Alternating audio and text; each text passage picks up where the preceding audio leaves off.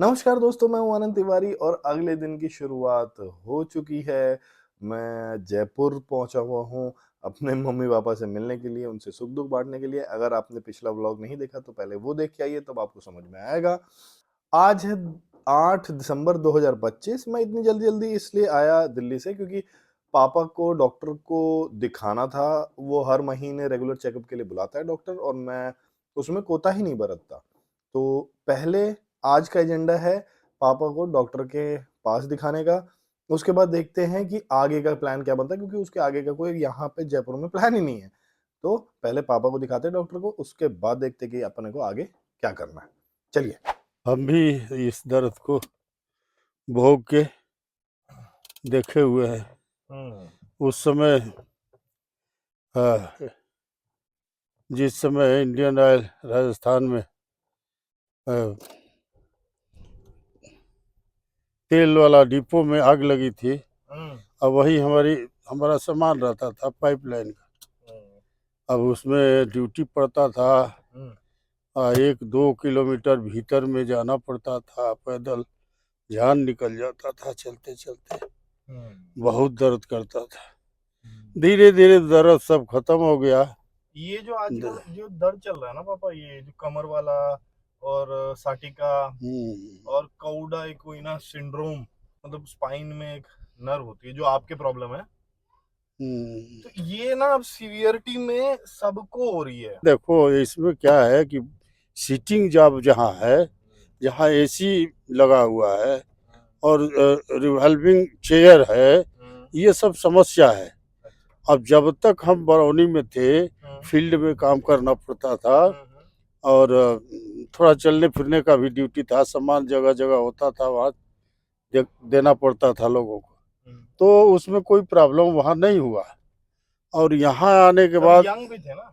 हाँ, यंग थे, उम्र करीब 50 के भीतर ही था। लेकिन यहाँ आने के बाद बैठ के काम करना पड़ता था, एसी भी था। हालांकि हम चेयर बदल दिए और सीधा वाला चेयर में बैठने लगे। वो जो बुनने वाला हाँ चेयर हाँ होता हाँ, है जब सफेद। उसमें बैठने लगे तो उससे राहत हुई। लेकिन इसका कोई दवाई वही विशेष है नहीं, और झेलना पड़ता है लोगों को। अपना रहन सहन भी आजकल बहुत ये हो गया है। नहीं नहीं, जिसकी भी सिटिंग जॉब है, सबके साथ इश्यू है। कोई ना कोई प्रॉब्लम तो है।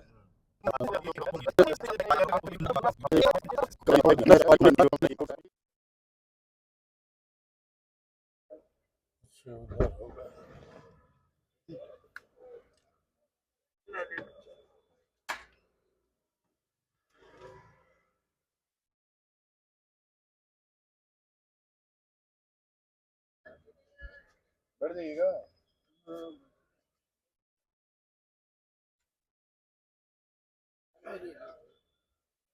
जो हार्ट वाले इलाके है ना, कार्डियोलॉजिस्ट।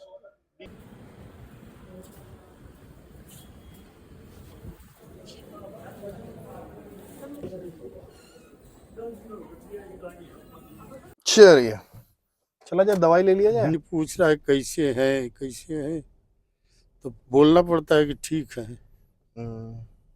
अब ठीक है तो हॉस्पिटल क्यों आए हैं, डॉक्टर के पास क्यों आए हैं? अब डॉक्टर लोग तो दवाई देते ही रहेगा। दवाई का समझ में तो आता नहीं आज कौन का सा। एक्सपीरियंस कैसा है आपका इस हॉस्पिटल में? नहीं, ठीक ही है। एक्सपीरियंस क्या है, एक्सपीरियंस डॉक्टर ना, मतलब डॉक्टर कैसन भाई, कैसन मैकेनिक है वो कर। डॉक्टर तो इनका काम है भाई, जाओ तो दवा तो दे ही देंगे। दवा नहीं देंगे तो डॉक्टर के पास जाना क्यों है? लेकिन इसीलिए जाना पड़ता है कि दवा लेना है। और दवा का ऐसा आदत लोग डाल देता है।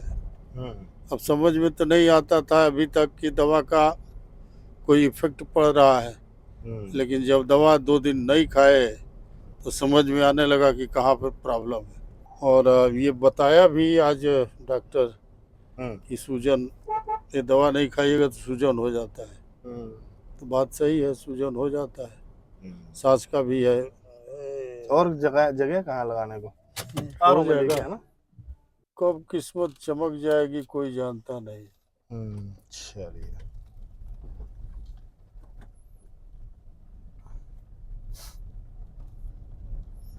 अचानक ही कोई बात ऐसा हिट हो जाती है कि लोग अट्रैक्ट होने लगते हैं। अट्रैक्ट होने लगते। सोचिए कितने सारे बिजनेस हैं जो बंद हो जाते हैं आज के टाइम पे, जो जो मतलब है ना, उनका प्रोडक्ट अच्छा, सब कुछ बढ़िया, मार्केटिंग ही नहीं है, बना लो क्या बनाओगे, बेच ही नहीं पा रहे आप। जो बेच ही नहीं पा रहे तो कितना ही अच्छा प्रोडक्ट, उससे क्या ही फर्क पड़ जाएगा,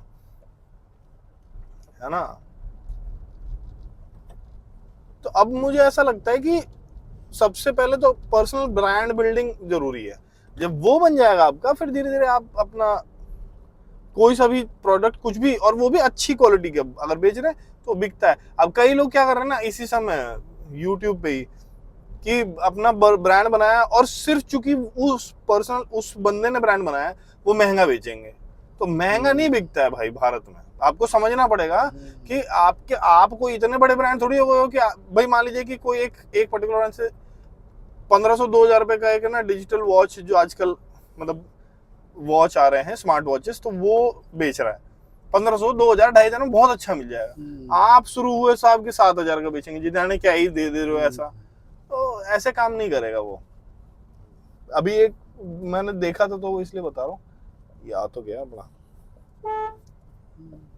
देखिए साहब, ये मिल गई माता जी की ऐसी चौकी, ऐसी दो ले लिए मैंने, ठीक है।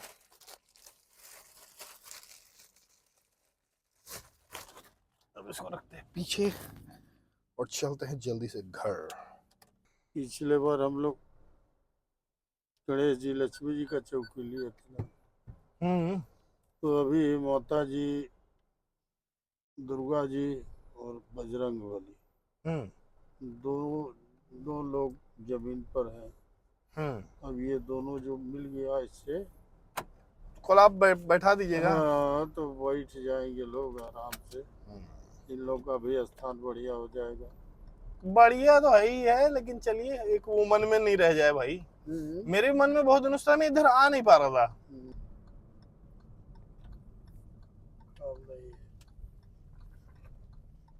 यहाँ धीरे धीरे बदलते गया। ये वाली रोड, अरे मेरे देखते देखते कितनी सारी चीजें बदल गई। आप लोग को देखते देखते में पता नहीं क्या क्या ही पूरा युग ही जमाना बदल गया ना।